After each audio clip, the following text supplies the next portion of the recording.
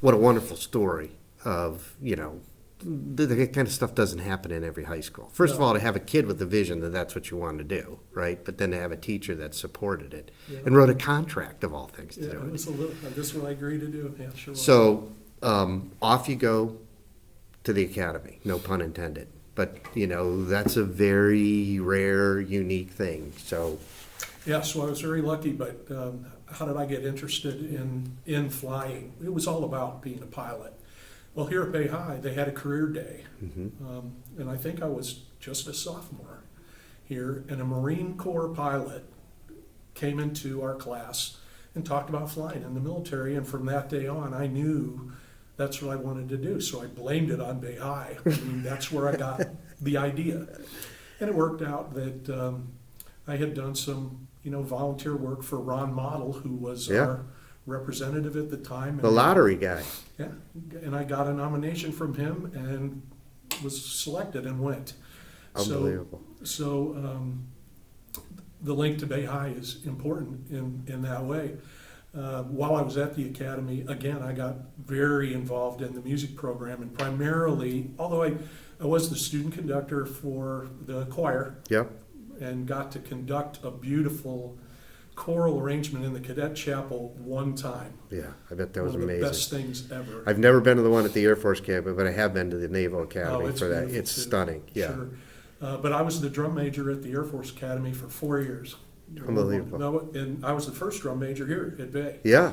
And thank you, by the way, for donating your hat and your epaulets, I think. I brought another piece to leave with you. But anyway, the displays are great, and they really are representative of my time here, which is great. That's great. Well, you did an awful lot when you were here. And I was very lucky. Well, we're all lucky. Yeah. And what's neat is you took advantage of it. And it had impact on my life that I didn't understand until well into my military career, and even after that. And recently going through this again to kind of review things before we came here for the ceremony and everything, you kind of look back now, the older you get, the different ways this place impacted you become apparent. Yeah. How it made you a better teacher, how it made you a better father, how it made you a better educator overall. I mean, it was, and I talked to Chester about this yesterday, but him, Georgette Delassue, Walter Curtis Cruz, Frank Pendergrass, the faculty here was so open and so kind and thoughtful and very, very smart. Yeah, we were lucky. We had a great faculty.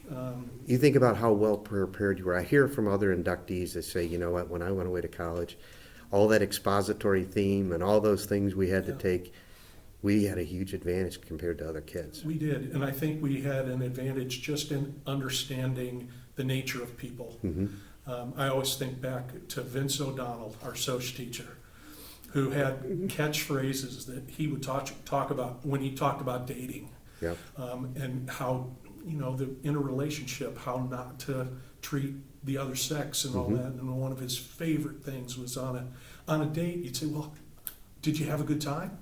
And she'd say, well, yeah, I had a great time. And then the boy would say, prove your love.